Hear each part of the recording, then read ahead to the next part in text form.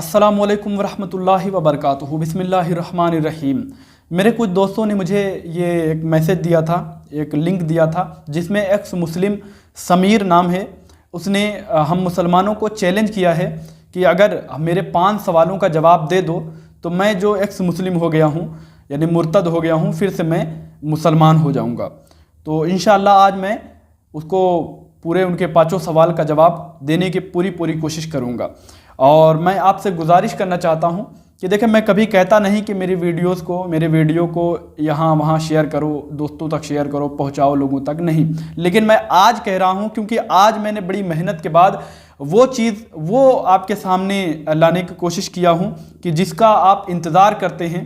इसलिए मेरी ये आपसे गुजारिश है कि हमारे मुसलमान भाइयों तक, ताकि लोग जो हैं ये सुन सकें कि हम बरेलवी भी इसमें काम कर रहे हैं, हम बरेलवी भी इस मसले में जो फितना उठा है एक्स मुस्लिम का, इसमें हम भी यानी काम कर रहे हैं, हम भी हिस्सा लिए हुए हैं। जी आइए, अब मैं ज़्यादा ना बात करते हो क्योंकि मुझे बहुत दलीलें और बहुत हवाला देना है। तो आइए सबसे पहले इनका देखते हैं सवाल क्या है, फिर उसके बाद मैं सवाल का जवाब देने की कोशिश करूँगा। जहन में आते हैं जिनके जवाब आप चाहते हैं। मैं मेजर 5 सवाल आपको बताता हूं जो मेरे मेन है। अगर इन 5 सवालों का भी मुझे कोई सेटिस्फाइड जवाब दे देता है तो मैं इस्लाम को वापस कबूल कर लूँगा। और ये सिर्फ 5 क्वेश्चन है मेरा क्वेश्चन नंबर 1 ये है सबसे मेन कि एक खुदा, एक खालिक कायनात जिसने सारी दुनिया को बनाया है, काफिर भी उसी ने बनाया है, मुस्लिम भी उसी ने बनाए हैं, ज्यूज भी उसी ने बनाए हैं, क्रिश्चियन भी उसी ने बनाए हैं। वो अपनी किताब के अंदर ये कहता है कि सूरह यूनुस सूरह नंबर 10 आया नंबर 99, वो कहता है कि अगर अल्लाह चाहे तो सारी दुनिया को ईमान में दाखिल कर दे, तो क्या आप अब भी उन्हें मजबूर करेंगे कि वो जरूर ईमान ले आए? तो यहाँ पे क्लियर बता रहा है कि अल्लाह नहीं चाहता कि सारी दुनिया ईमान में दाखिल हो जाए। अगर वो ऐसा चाहता तो सारी दुनिया ईमान ले आती। फिर अगली आयत यानी कि 100 में कहता है कि और किसी के लिए भी ये मुमकिन ही नहीं है, पॉसिबल ही नहीं है कि वो ईमान ले आए बिना मेरी मर्जी के। और हम लोगों के दिलों के ऊपर जो है मलामत डाल देते हैं, यानी गंदगी डाल देते हैं। तो यहाँ पे खुदा जो इतनी ताकत रखता है कि सारी दुनिया को एक उम्मत बना दे, यानी कि सबको मुसलमान बना दे, वो नहीं बनाता तो वो फिर किस तरीके से अपनी मुस्लिम कौम को ये हुक्म देगा कि तुम लोगों के साथ जंग करो जब तक वो इस्लाम कबूल ना कर लें? ये अपने आप में कॉन्ट्रडिक्शन नहीं लगता आपको? तो ये कुरान के अंदर, मेरा पहला सवाल ये है कि कुरान के अंदर इतना कॉन्ट्रडिक्शन क्यों है? एक जगह कहता है कि लकुम दीनुकुम वलिया दीन, कि तुम अपने दीन पर, मैं अपने दीन पर। दूसरी जगह कहता है इन्नल्लाह दीनुल्लाहिल इस्लाम, यानी कि सिर्फ इस्लाम ही दीन है। तो अब कहा जाएगा जो अपने दीन पर है उसका भी दीन इस्लाम, जो मेरे दीन पर है उसका भी दीन इस्लाम, तो दोनों का आना वही है।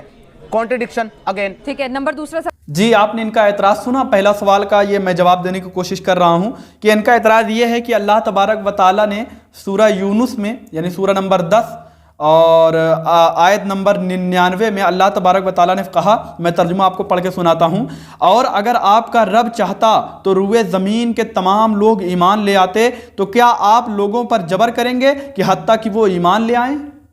समझ रहे हैं? तो इनका एतराज़ ये है कि अल्लाह तबारक व तआला यानी अल्लाह चाहता तो सब ईमान लाते, तो इसका मतलब है कि अल्लाह नहीं चाहता तभी तो यानी लोग यानी सब मुसलमान नहीं हो रहे हैं, इस्लाम में दाखिल नहीं हो रहे हैं। तो मैं आपको इस पर बस छोटा सा जवाब देने की कोशिश करता हूं, और आपको अगर मुदल्लल इसका जवाब चाहिए तो मैं एक वीडियो इससे पहले बना चुका हूं इसी सवाल पे, एक ही सवाल पे बनाया था, क्योंकि मेरे पास एक ही उस वक्त वीडियो का यानी एक क्लिप का एक लिंक आया था, और जब ये पूरा 5 सवाल का आया तो मैं 5 सवाल का बना रहा हूँ। तो मैंने एक वीडियो का अलग से वीडियो बना दिया है। आप इस लिंक यानी इस वीडियो को जाके देखिए, मैं डिस्क्रिप्शन में इसका लिंक दे दूंगा, उसको जाके देख लीजिएगा। पहला सवाल का जवाब पूरा एक वीडियो में मैंने यानी मुकम्मल कर दिया है।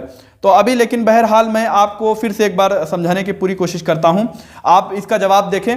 यहां पर अल्लाह ने जो कहा है कि अल्लाह चाहता तो सब मुसलमान हो जाते, तो वो कह रहा है कि इसका मतलब है अल्लाह नहीं चाहता। देखें, अल्लाह ने जो यहां पे कहा है कि अल्लाह चाहता तो सब मुसलमान हो जाते, बिल्कुल अल्लाह चाहते तो सब मुसलमान हो जाते, अल्लाह चाहे जो हो जाए। आपने वो आयत सुनी होगी कि इन्नल्लाह अला कुल्ली शैइन कदीर, बेशक अल्लाह हर शय पर कादिर है। समझ रहे हैं? तो अल्लाह हर शय पर कुदरत रखता है अपना। तो अब यहाँ पर आप देखें, यहाँ पे जो अल्लाह ने कहा अल्लाह चाहता तो सब यानी मुसलमान होते, तो इसका मतलब है, वो कहता है कि इसका मतलब है कि अल्लाह नहीं चाहता। नहीं, यहाँ पर अल्लाह तबारक व तआला ने अपनी शान बताई, अपने रब होने को बताया कि अल्लाह चाहे तो हर चीज हो जाए, अल्लाह चाहे तो सब मुसलमान हो जाए। अब सवाल यह उठता है कि अल्लाह क्यों नहीं चाहता कि सब मुसलमान हो जाएं? तो आपको ये इसका जवाब मिलेगा सूरा मुल्क, सूरा नंबर 67 आयत नंबर 2। मैं इसका जवाब बता रहा हूं कि अल्लाह तबारक व तआला क्या कह रहा है, क्यों अल्लाह सबको मुसलमान नहीं कर रहा है। अल्लाह फरमाता है, जिसने मौत और हयात को पैदा किया ताकि तुम्हारी आजमाइश करे कि तुम में से कौन ज्यादा अच्छा अमल करने वाला है, और वो बेहद गालिब और बहुत बख्शने वाला है। अब तो यहां पे समझ में आ गया कि अल्लाह क्यों नहीं चाहता सब मुसलमान हो जाएं। तो अल्लाह ने कह दिया यहां पे कि ताकि अल्लाह तुम्हारी आजमाइश करे। अब आजमाइश क्या है? आजमाइश ये है कि अगर अल्लाह तबारक व तआला अगर यानी सबको यूं ही दुनिया में भेजने से पहले, या अल्लाह तबारक व तआला दुनिया में भेजा अब सबको खुद ही मुसलमान कर दे, तो किस बात की अल्लाह तबारक व तआला हिसाब किताब लेगा? बताएं, किस बात की हिसाब किताब होगी? जब अल्लाह के चाहने से ही सब हो जाएगा तो किस बात का हिसाब किताब?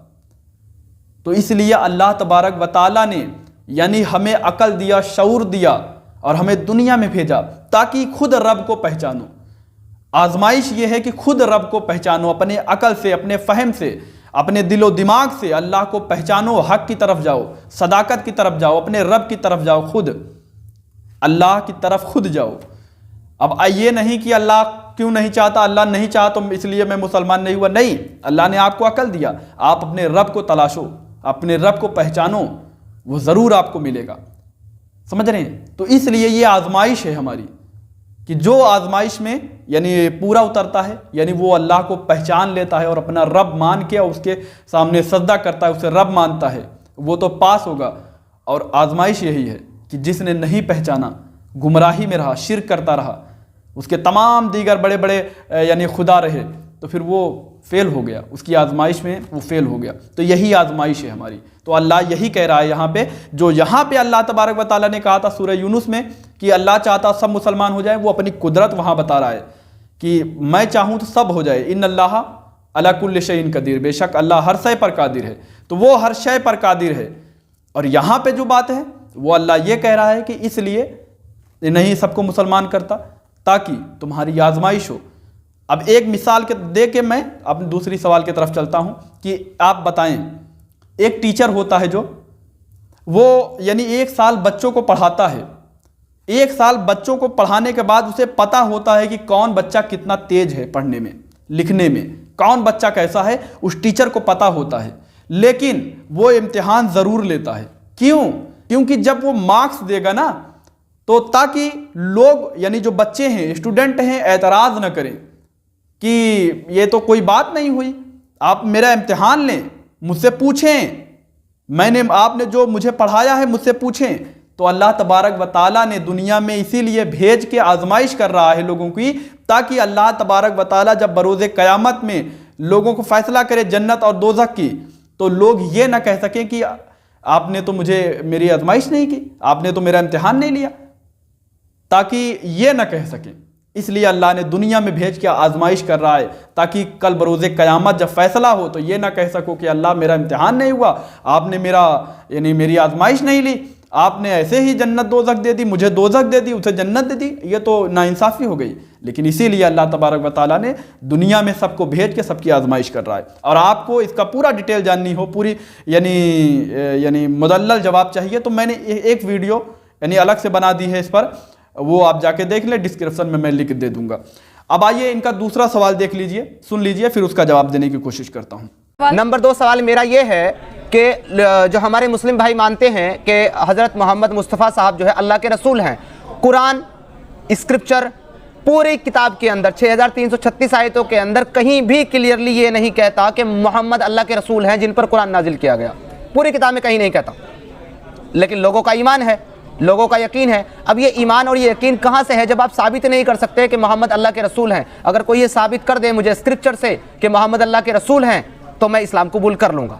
तो मेरा क्वेश्चन, जी आपने सुना इनका दूसरा सवाल, यानी एतराज़ ये है कि जो हम मुसलमान अल्लाह के रसूल यानी हमारे मोहम्मद मुस्तफ़ा सल्लल्लाहु अलैहि वसल्लम प्रॉफिट जो हैं, उनको हम लोग अल्लाह का रसूल कहते हैं, क्या अल्लाह ने कहीं उनको अपना रसूल कहा है? इनका ये एतराज़ है। यानी एतराज़ ये है कि पूरे कुरान में अल्लाह ताला ने ये कहीं नहीं यानी कहा है कि मोहम्मद अल्लाह के रसूल हैं।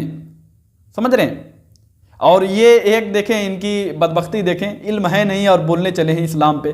कहते हैं कि 6336 आयत में, कुरान की 6336 आयत, ये जो आप कह रहे हैं कि कुरान में 6336 आयतें हैं, ये गलत है। कुरान में 6336 आयत नहीं, बल्कि कुरान में 6666 आयतें हैं। ठीक है, आप सीधा सीधा 300 आयतें ही यानी निकाल दे रहे हैं और आप चले हैं इस्लाम पे बात करने। बहरहाल अब इनका एतराज़ जो है वो ये है कि हम कहते हैं मोहम्मद मुस्तफ़ा सल्लल्लाहु अलैहि वसल्लम अल्लाह के रसूल हैं, अल्लाह ने नहीं कहा है। इनका एतराज़ है कि अल्लाह ने नहीं कहा है, कहीं स्क्रिप्चर में कहीं नहीं है, अल्लाह ने नहीं कहा कि मोहम्मद अल्लाह के रसूल हैं। आइए मैं आपको बताता हूँ, आप खोल लें कुरान मुक़द्दस, सूरा अहज़ाब सूरा नंबर 33 आयत नंबर 40 में अल्लाह तबारक व तआला फरमाता है, मोहम्मद तुम्हारे मर्दों में से किसी के बाप नहीं हैं, लेकिन वो अल्लाह के रसूल और आखिरी नबी हैं। समझे? अल्लाह कह रहा है खुद, गौर से फिर सुनिए, मोहम्मद तुम्हारे मर्दों में से किसी के बाप नहीं हैं, लेकिन वो अल्लाह के रसूल और आखिरी नबी हैं, और अल्लाह हर चीज़ को खूब जानने वाला है। तो अल्लाह खुद कह रहा है कि मोहम्मद अल्लाह के रसूल हैं, आखिरी नबी हैं। तो ये तो कुरान में है, तब ये तो यानी इन तक पहुंचाएं ये वीडियो। इन्होंने कहा ना कि मैं यानी मुसलमान हो जाऊंगा, इसका कोई जवाब दे दे। तो आप मुसलमान हो जाइए भाई, मेरे भाई, आपका चैलेंज मैंने एक्सेप्ट करके आपको मुंह तोड़ जवाब दिया कि अल्लाह ने खुद कह रहा है सूरा अहज़ाब सूरा नंबर 33 आयत नंबर 40 में कि मोहम्मद तुम्हारे मर्दों में से किसी के बाप नहीं, लेकिन मोहम्मद मुस्तफ़ा सल्लल्लाहु अलैहि वसल्लम अल्लाह के रसूल हैं और आखिरी नबी हैं। समझ रहे हैं? और फिर आप देखें सूरह आले इमरान आयत नंबर 144 में फिर से अल्लाह तबारक व तआला यानी मोहम्मद मुस्तफ़ा सल्लल्लाहु अलैहि वसल्लम को अपना रसूल कह रहा है। देखें सूरह आले इमरान सूरा नंबर 3 आयत नंबर 144, और मोहम्मद खुदा नहीं हैं, सिर्फ रसूल हैं, उनसे पहले और रसूल गुजर चुके हैं, अगर वो फौत हो जाएं या शहीद हो जाएं तो क्या तुम अपनी एड़ियों पर फिर जाओगे? समझ रहे हैं? अल्लाह तबारक व तआला ने जो यहाँ पे कहा है कि जो मोहम्मद मुस्तफ़ा सल्लल्लाहु अलैहि वसल्लम हैं ये रसूल हैं, अल्लाह के रसूल हैं, खुद अल्लाह कह रहा है, तो क्या ये मुसलमान होंगे? मैंने कुरान की रसूल होने पर अल्लाह ने खुद कहा कि मोहम्मद अल्लाह के रसूल हैं, 2 आयत दिखाई। समझ रहे हैं? अब आइए इनका तीसरा सवाल देख लें, उसका फिर जवाब देने की कोशिश करूंगा। तो मेरा क्वेश्चन नंबर 3 ये है कि जब आप ये कहते हैं कि इस्लाम के अंदर वुमेन्स को, औरतों को बराबरी का हिस्सा दिया जाता है, उनको इज्जत दी जाती है, उनके पैरों के नीचे जन्नत है, ऐसा बताया जाता है, तो वही कुरान ये क्यों कहता है, और वही किताब वही इस्लाम ये क्यों कहता है कि मोहम्मद साहब ने कहा कि मैंने सबसे ज़्यादा जहन्नम में औरतों को देखा, और इसलिए जहन्नम में जाएंगी क्योंकि ये कम अकल हैं, इनके अंदर आधा दिमाग है और इनको पीरियड्स आते हैं, इनको पीरियड्स आते हैं मंथली, इसलिए जहन्नम में जाएंगी। तो जो चीज़ खुद उनको खुदा ने दी है, जो अल्लाह ने दी है उनको चीज़ें, वो उसकी वजह से जहन्नम में डाल दी जाएंगी। तो इतना ज़्यादा जो है उनको दबाता क्यों है इस्लाम? उनको कहता है कि औरतों की अकल आधी, औरतों का जायदाद में हिस्सा आधा, औरतों को अमीर ना बनाओ। जिस कंट्री, जिस मुल्क और जिस जगह की बादशाह रूलर एक वुमन होगी वो तबाह और बर्बाद हो जाएगा। ये सारी बातें आपको स्क्रिप्चर के अंदर मिलेगी, और फिर कहते हैं कि हमने वुमन को बराबर का हिस्सा दिया है और उसको इज्जत दी है। क्वेश्चन नंबर जी, आपने सुना, इनका एतराज़ ये है कि औरतें जहन्नम में इसलिए ज़्यादा जाएंगी कि उनको जो वो होती हैं वो अकल से, यानी अकल उनका आधा होता है और उनको पीरियड आते हैं, इसलिए जहन्नम में ज़्यादा जाएंगी। देखिए, मैं इसीलिए कहता हूँ कि अल्लाह की लानत हो झूठों पर, ये मर जाएंगे कभी ये नहीं दिखा पाएंगे। ये इतनी बड़ी बात की है, इतना बड़ा झूठ इन्होंने बोला है। कहीं पर भी किसी हदीस में ये लफ्ज़ दिखा दे मुझे कि अल्लाह के रसूल सल्लल्लाहु अलैहि वसल्लम ने ये कहा हो, या कुरान में दिखा दें ये कहा गया हो कि औरतें जहन्नम में इसलिए ज़्यादा जाएंगी क्योंकि वो आधा अकल से होती हैं और उनको पीरियड आता है। ये कैसे बात को देखे घुमा दिया इन्होंने। देखें, इन्होंने बहुत बड़ा झूठ बोला, इतना बड़ा झूठ बोला, सब सरेआम झूठ बोल दिया। क्यों मैं ये कह रहा हूं? क्योंकि आप सल्लल्लाहु अलैहि वसल्लम ने ये नहीं फरमाया कि औरतें जो हैं वो जहन्नम में, या कुरान में ऐसा नहीं लिखा है कहीं पे, ये झूठे हैं। मैं इनको चैलेंज करना चाहता हूं, कयामत तक चैलेंज है इनको, जब तक ये चाहें तब तक इनको चैलेंज है कि ये दिखा दें कहीं कुरान से, हदीस से, या अल्लाह के रसूल ने कहीं कहा हो कि जो औरतें हैं वो औरतें हैज की वजह से यानी पीरियड की वजह से जहन्नम में जाएंगे। ये दिखा दे मुझे, कभी नहीं दिखा सकते, मर जाएंगे नहीं दिखा सकते। आइए असल बात क्या है मैं आपको बताता हूँ। आप सल्लल्लाहु अलैहि वसल्लम ने फरमाया कि जो औरतें हैं वो मर्दों से पीछे हैं, सही बुखारी में रिवायत मौजूद है। तो औरतों ने कहा अल्लाह के रसूल कैसे? तो आप सल्लल्लाहु अलैहि वसल्लम ने फरमाया कि क्या औरतों की गवाही मर्द के मुकाबले में आधी नहीं मानी जाती? कहा हाँ या रसूल अल्लाह सल्लल्लाहु अलैहि वसल्लम। तो फरमाया औरत अकल के हिसाब से मर्द से निस्फ अक्ल रखती हैं। वो कैसे? आप ये कहोगे, देखिए मिसाल देने वाले बहुत से आ जाते हैं मिसाल देने। मिसाल क्या देते हैं? वो लाएंगे किसी इंटेलिजेंट पढ़ी लिखी यानी लड़की औरत को लाएंगे, या जो तरक्की कर गई हो उस औरत को पढ़ी लिखी को लाएंगे, और एक तरफ एक मर्द जाहिल किसी को यानी मर्द को पकड़ेंगे और उसका मिसाल देंगे, कहेंगे देखो ये औरत इससे कितनी अकल में तेज है, वो कितनी अच्छा बात कर रही है, उसको तो बात करने की शऊर नहीं है। मेरे भाई जब कहीं पे कंपेयर करें तो बराबरी का लाएं, क्योंकि मेरा रब और मेरे नबी का कौल सच्चा है। उन्होंने कह दिया कि मर्द के मुकाबले में औरत के निस्फ अक्ल होती है, निस्फ गवाही इसीलिए होती है। तो ये हक है, आपको कंपेयर करना है तो अगर एक लड़की लाते हो पढ़ी लिखी लड़की, तो एक पढ़ा लिखा लड़का भी मर्द भी लाओ। एक पढ़ी लिखी औरत लाती हो, इंटेलिजेंट औरत लाती हो, तो इंटेलिजेंट मर्द भी लाओ, तब कंपेयर करो, तब आपको वहां पता चलेगा कि उसके मर्द के मुकाबले में एक औरत के जो यानी मेंटालिटी है वो कम पड़ जाती है। समझ रहे हैं? क्योंकि ये मेरे कुरान, मेरे अल्लाह और मेरे रसूल ने ये कहा है, ये हक है, ये सच है, इसके अलावा कुछ नहीं हो सकता और कहीं से भी आप बात नहीं कर सकते। आप बात वही लाएंगे मैंने जो कहा कि आप एक इंटेलिजेंट औरत की मिसाल एक जाहिल मर्द से देंगे, आप बस यही पे आपकी सोच है। अब मैं आपको बताऊं तो औरतों ने कहा कि हाँ अल्लाह के रसूल सल्लल्लाहु अलैहि वसल्लम यानी निस्फ तो है, औरतों की गवाही मर्द के मुकाबले में निस्फ है। तो आप सल्लल्लाहु अलैहि वसल्लम ने फरमाया यानी निस्फ है। तो औरतों ने कहा अल्लाह के रसूल दीन में कैसे निस्फ है?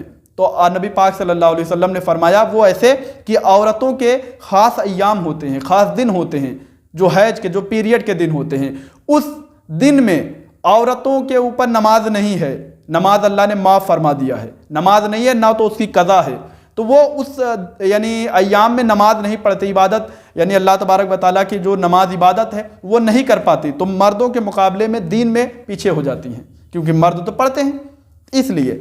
और यहाँ पर यह नहीं कहा गया है कि औरत जो है वो पीरियड के यानी वजह से या आधी अक्ल की वजह से जहन्नम में जाएगी। ये इनका झूठ है, समझ रहे हैं? इनका झूठ है। आइए अब आपको मैं चौथा जो है इनका जो सवाल है वो चौथा सवाल सुन ले, उसका जवाब देने की कोशिश करता हूं। क्वेश्चन नंबर 4 मेरा, और ये बहुत इंपॉर्टेंट क्वेश्चन है जो मैं रख रहा हूं। मेरा क्वेश्चन नंबर 4 ये है कि कुरान के अंदर, पूरी किताब के अंदर, जबकि ये क्लेम किया जाता है कि कुरान जो है वो खुदा का कलाम है, उसकी किताब है, उसकी बात है, पूरी कुरान के अंदर अल्लाह कहीं भी फर्स्ट पर्सन तो छोड़िए, सेकंड पर्सन भी नहीं है, बल्कि थर्ड पर्सन है। वो कहता है अल्हम्दुलिल्लाहि रब्बिल आलमीन, यानी कि तमाम तारीफ सिर्फ अल्लाह के लिए है। जब अल्लाह ही का कलाम है, वही कलाम कर रहा है, तो ये कौन से अल्लाह की बात कर रहा है वो कि सब तारीफ उसके लिए है? और वो आगे कहता है अल्हम्दुलिल्लाहि रब्बिल आलमीन और रहमानिर रहीम मालिक यौमिद्दीन इय्याका नअबुदु व इय्याका नस्तईन, यानी कि तू मुझे सीधे रास्ते पर चला, उनके रास्ते पर जिनको तूने कामयाब किया, ना कि उनके रास्ते पर जिनको तूने बर्बाद किया या गुमराह किया। ये कौन सा अल्लाह है जो खुद दूसरे अल्लाह से दुआ कर रहा है कि तू मुझे सीधे रास्ते पर चला? तो यहाँ पर अल्लाह थर्ड पर्सन है, अल्लाहु ला इलाहा इल्ला हुवल हय्युल कय्यूम, कि अल्लाह के सिवा कोई माबूद नहीं है। अब ये कौन सा खुदा है जो खुद अपनी बात कर रहा है अपनी ही किताब के अंदर? पूरी किताब के अंदर अल्लाह थर्ड पर्सन है, फर्स्ट भी नहीं, सेकंड भी नहीं। पांचवा मेरा ये है, अगर कोई ये साबित कर दे कि अल्लाह फर्स्ट पर्सन है तो भी मैं, हाँ, सिर्फ चार आयतें कुरान के अंदर ऐसी है जिनमें फर्स्ट पर्सन की तरह बात करता है, और वो भी हमारे लिए नहीं है, पुराना एक किस्सा है उसके बारे में बता रहा है कि हमने उनसे ये बात की। ठीक है, तो मेरा पांचवा जी आपने सुना, इन्होंने कहा कि अल्लाह तबारक व तआला कुरान में फर्स्ट पर्सन भी नहीं है, सेकंड पर्सन भी नहीं है, थर्ड पर्सन है। थर्ड पर्सन मतलब यानी तीसरा कोई शख्स यानी जैसे बात करता है वो वहां से ऐसे लग रहा है, थर्ड पर्सन, और कहते हैं कुरान में 4 आयतों के अलावा, यानी ऐसा नहीं है, फर्स्ट पर्सन की तरह अल्लाह नहीं बात कर रहा है। देखिए मैंने बड़ी अल्हम्दुलिल्लाह बहुत अच्छे से इसका तैयारी करके आपके सामने आया हूँ। मैं इनकी 32 तोड़ने के लिए 32 आयत मैंने खुद कुरान से खुद निकाला। मैंने खुद 32 आयत कुरान से निकाला। हालांकि मैं निकालना चाहूँ तो 1000 आयत निकाल सकता हूँ, लेकिन मैंने कुरान से 32 आयत आपके सामने निकाल के पेश करने वाला हूँ, क्योंकि ताकि इनकी 32 तोड़ दूँ मैं। आइए देखिए, कुरान में मैं 32 आयत दिखा रहा हूँ कि जिसमें अल्लाह फर्स्ट पर्सन है। अल्लाह फर्स्ट पर्सन की तरह बात कर रहा है, खुद बात कर रहा है, यानी डायरेक्ट कलाम कर रहा है बंदों से। देखिए मैं आपको यानी पढ़ के सुनाना चाहता हूँ, बस हवाले दे रहा हूँ, आपको मिलाना है हवाले, किताबों कुरान से मिला लें। मैं यानी 32 आयत आपके सामने पेश कर रहा हूँ जिसमें अल्लाह डायरेक्ट कलाम कर रहा है बंदों से।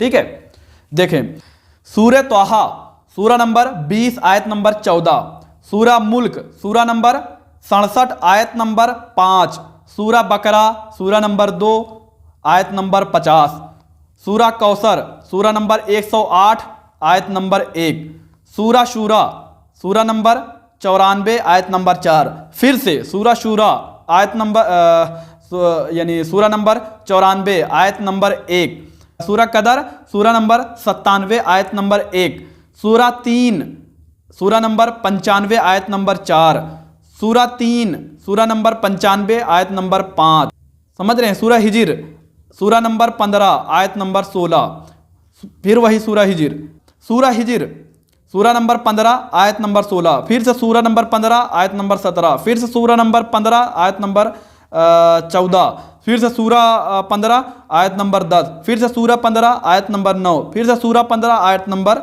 8, फिर सूरह ताहा सूरा नंबर 20 आयत नंबर 2, और फिर सूरह ताहा आयत नंबर 20 सूरा नंबर 20 आयत नंबर 13, फिर से सूरह ताहा सूरा नंबर 20 आयत नंबर 12, फिर से सूरह ताहा सूरा नंबर 20 आयत नंबर 23, फिर सूरह अंबिया सूरा नंबर 21 आयत नंबर 8, फिर सूरा अंबिया सूरा नंबर 21 आयत नंबर 9, फिर सूरा अंबिया सूरा नंबर 21 आयत नंबर 10, सूरा हज सूरा नंबर 22 आयत नंबर 41, सूरा मोमिनीन सूरा नंबर 23 आयत नंबर 12, फिर सूरा नंबर 23 आयत नंबर 13, सूरा नंबर 23 आयत नंबर 14, सूरा नंबर 23 आयत नंबर 17, सूरा नंबर 23 आयत नंबर 18, सूरा नंबर 23 आयत नंबर 19, सूरा नंबर 24 यानी सूरह नूर सूरा नंबर 24 आयत नंबर 34, सूरह फुरकान सूरा नंबर 25 आयत नंबर 20, सूरह नमल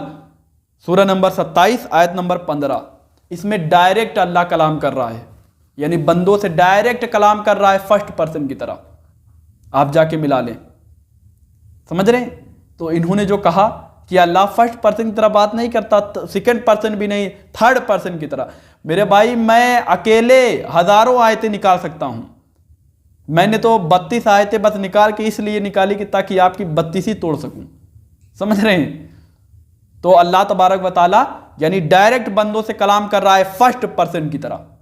ये आप ना कहें कि अल्लाह फर्स्ट पर्सन की तरह बात नहीं करता। अब आप इनका 5वां सवाल सुन लें, उसके बाद फिर मैं इख्तिताम करता हूं।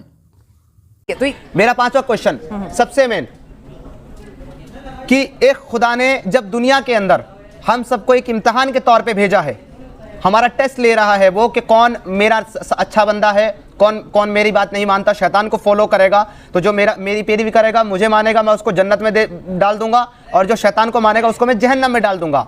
वो अल्लाह जो ऑल नोइंग है, जिसको सब पता है, दुनिया के बनने से पहले भी और दुनिया के खत्म होने के बाद भी, उसको टेस्ट लेने की जरूरत क्या है?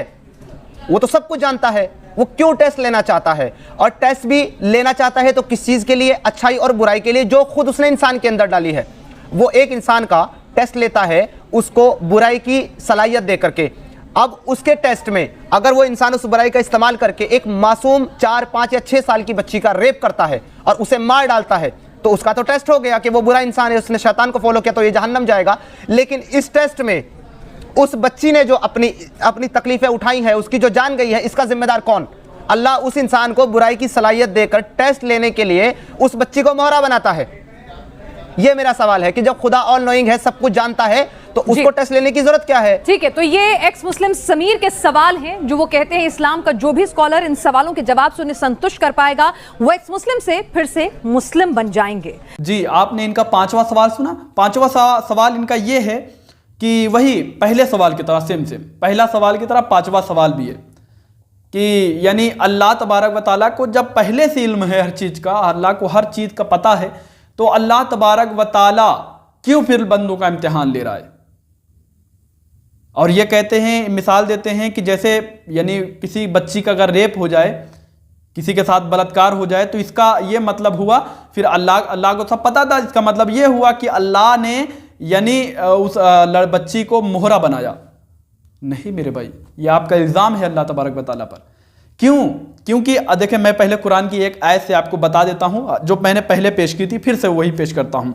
सूरह मुल्क सूरह नंबर 67 आयत नंबर 6 में अल्लाह वही बात मैं फिर से दोहरा रहा हूँ। अल्लाह क्या कह रहा है, गौर करें। अल्लाह कह रहा है, जिसने मौत और हयात को पैदा किया ताकि तुम्हारी आजमाइश करे कि तुम में से कौन ज़्यादा अच्छा अमल करने वाला है, और वो बेहद गालिब बहुत बख्शने वाला है। तो इसमें अल्लाह तबारक व तआला ने साफ साफ कह रहा है अल्लाह कि यानी अल्लाह तुम्हारी आजमाइश, ताकि तुम्हारी आजमाइश करे कि तुम में से कौन अच्छा अमल करने वाला है। अब अमल करना जो मैंने बताया ना, वही बात फिर मैं कह रहा हूं कि अगर टीचर जो है बच्चों को, यानी टीचर को पता होता है कि कौन बच्चा ज़्यादा पढ़ने में तेज है, कौन कैसा है, उसको पता है, लेकिन वो इम्तिहान ज़रूर लेता है। वो यूं ही अगर मार्क्स दे देगा बच्चों को ना अपने यानी बिना इम्तिहान लिए, तो जो स्टूडेंट हैं उसके स्टूडेंट जो हैं वो टीचर पे यानी इल्ज़ाम लगाएंगे कि मेरे साथ आपने गद्दारी की, धोखा दिया, मेरे साथ आपने अच्छा नहीं किया, यानी आपने मेरे साथ इंसाफ नहीं किया। क्यों? क्योंकि आप मेरा इम्तिहान नहीं लिए। आप मेरा इम्तिहान लीजिए ना, मुझसे पूछिए, यानी मुझसे फिजिकल करवा के देखिए। तो इसलिए टीचर इम्तिहान लेता है। जब आप बच्चा इम्तिहान देता है, जब फिर टीचर मार्क्स देता है, तब फिर टीचर के ऊपर कोई यानी इल्ज़ाम नहीं लगा सकता कि उसने ये मेरे साथ नाइंसाफ़ी की। क्यों? क्योंकि उसने इम्तिहान लिया। अब आप इम्तिहान में, अपने इम्तिहान में खुद पास हुए तो ठीक, वरना फेल। तो इसी तरीके से अल्लाह तबारक व तआला को बरोज़े हश्र, अल्लाह तबारक व तआला को बंदों को जन्नत और दोज़ख देनी है। अल्लाह को पता है कि कौन जन्नत में जाएगा, कौन दोज़ख में जाएगा, फिर भी अल्लाह तबारक व तआला यानी ऐसे ही जन्नत दोज़ख नहीं दे रहा है। वरना अगर अल्लाह किसी को जन्नत में डाल देता और किसी को दोज़ख में डाल देता तो जन्नती तो खुश रहते कि आप बहुत अच्छा, खुशी है मुझे, लेकिन दोज़खी अल्लाह तबारक व तआला को ये कहते कि अल्लाह ने मेरे साथ इंसाफ नहीं किया। ये कहते हैं कि मेरे साथ इंसाफ नहीं किया, क्योंकि मेरी आजमाइश नहीं हुई, मेरा इम्तिहान नहीं लिया अल्लाह ने। यूं ही अल्लाह ने यानी मुझे बनाया, पैदा किया और यूं ही दोज़ख में डाल दिया। मेरी तो कुछ हुई नहीं, मुझसे पूछा ही नहीं गया। तो इसीलिए अल्लाह तबारक व तआला ने दुनिया में सबको भेजा है, और तुम दुनिया में जो करते हो अल्लाह ने कह दिया कि ताकि तुम्हारी आजमाइश करे कि तुम में से कौन ज़्यादा अच्छा अमल करने वाला है। वो इम्तिहान है, समझ रहे हैं? अब अगर किसी बच्ची के साथ रेप हो रहा है, जो कर रहा है वो अपने इम्तिहान में फेल हो रहा है, और जिस बच्ची के साथ जुल्म हो रहा है, अल्लाह ने उसके लिए तो भी कहा है ना कि जिसके साथ जुल्म होता है अल्लाह उसके साथ भी इंसाफ करेगा। ये आप भूल गए मेरे भाई, इस आयत को भूल गए। अल्लाह ने जहां कहा कि जिसके साथ जुल्म होता है अल्लाह उसके साथ भी इंसाफ करेगा, बरोज़े हश्र उसे भी अल्लाह तबारक व तआला उससे भी यानी उसके साथ भी इंसाफ करेगा। तो ये चीज़ आप भूल गए। बस ये कह दिया कि अल्लाह मोहरा बनाता है। नहीं मेरे भाई, सबका इम्तिहान हो रहा है। जिसके साथ जुल्म हुआ उसके साथ भी इंसाफ होगा, और जिसने जुल्म किया उसके साथ भी इंसाफ होगा, और फिर फैसला होगा कि वो जन्नत के लायक है या दोज़ख के लायक है। समझ रहे हैं? तो ये ना कहें आप कि अल्लाह को जब पहले से पता है तो ये फिर यानी दुनिया में लोगों को भेजना और ये करना वो करना, नहीं, ये बात नहीं है। समझ रहे हैं? ये बात इसलिए है ताकि अल्लाह तबारक व तआला बरोज़े हश्र जन्नत और दोज़ख बंदों को दे, तो कोई बंदा खड़े होके ये ना कह सके कि अल्लाह ने मेरे साथ इंसाफ नहीं किया, मेरी आजमाइश नहीं करी। ये दुनिया दारे इम्तिहान है, समझ रहे हैं? दारे आजमाइश है ये, यानी इम्तिहान की जगह है। यहाँ पे जो करोगे, जैसा करोगे, तुम्हें उसका हिसाब देना पड़ेगा। समझ रहे हैं? हिसाब देना पड़ेगा, उसका रिजल्ट आएगा, जन्नत और दोजख इनामात में दिए जाएंगे। अच्छा काम किया तो जन्नत में जाओगे और बुरा काम किया तो दोजख में जाओगे। तो ये है, अगर आपको मेरी बात समझ में आई हो तो अल्लाह से दुआ करिए कि अल्लाह तबारक व तआला मेरे और इल्म में इजाफा करे। और मैं यहाँ तक समझ रहा हूँ कि मैंने अल्हम्दुलिल्लाह अच्छा जवाब देने की कोशिश की। अब मुझसे बोलने में किसी किस्म की गलती हो गई हो तो अल्लाह तबारक व तआला माफ़ करे, और आपसे भी मैं माफ़ी का तलबगार हूँ। और बस आपसे एक गुजारिश है कि इस वीडियो को, मैं कभी नहीं कहता कि मेरे वीडियो को शेयर करें, इस वीडियो को लोगों तक पहुँचाएँ ताकि लोगों को पता हो कि जो गैर मुस्लिम हैं, जो एक्स मुस्लिम हैं, उनका जो चैलेंज था कि ये कि मुसलमान में से कोई मेरे सवाल का जवाब दे तो मैं फिर से मुसलमान हो जाऊंगा, मैंने आपको बहुत अच्छे तरीके से जवाब दिया, आपके हर सवाल का जवाब मुदल्लल तरीके से देने की कोशिश किया हूँ। तो क्या आप मुसलमान हो गए अब? हाँ, अल्लाह तबारक व तआला ने अगर तुम्हारी नसीब में, तुम्हारे तकदीर में लिखा होगा कि तुम फिर से इस्लाम में आओ तो फिर तुम आ सकते हो, वरना यूं ही भटकते रहोगे दुनिया में। मैं आपसे बस इतना कहना चाहता हूं कि इसको लोगों तक पहुंचाएं ताकि मेरे मुसलमान भाई इसको सुने और उनके दिल को तसल्ली हो, क्योंकि मुझे बार बार इस पर यानी इत्तला की गई है, मुझे बार बार इस पर कहा गया कि आप हज़रत इसका जवाब दें। इंशाअल्लाह अल्हम्दुलिल्लाह मैंने इसका जवाब दिया आज। अब आप लोगों की जिम्मेदारी है कि इसको लोगों तक पहुंचाएं ताकि हर मुसलमान के दिल को ठंडक पहुंचे, सुकून मिले कि हाँ, हमारे मुस्लिम भाइयों ने, हमारे जो यानी इल्म वाले हैं, अल्लाह तबारक व तआला, मैं तो कोई आलिम नहीं हूँ, तालिब इल्म हूँ, मैंने कुछ जो यानी जवाब देने की कोशिश की है। मेरे जो बड़े बड़े आलिम हैं, उलमा हैं, उनकी फिर क्या यानी मकाम व मर्तबा होगा, आप ये सोचें। जब मैं एक अदना सा तालिब इल्म ये इतनी बड़ी बात और इतना इनका चैलेंज एक्सेप्ट करके इनके चैलेंज का जवाब दे दिया, तो जो मेरे बड़े बड़े आलिम उलमा हैं उनका क्या मकाम होगा, उनका क्या इल्म होगा। तो यहाँ से अंदाज़ा लगाएं। बहरहाल मुझसे बोलने में कोई गलती हुई हो तो मुझे माफ़ करें। अस्तगफिरुल्लाह रब्बी मिन कुल्ली ज़ंबिन व अतूबु इलैह। अस्सलामु अलैकुम व रहमतुल्लाहि व बरकातुहू।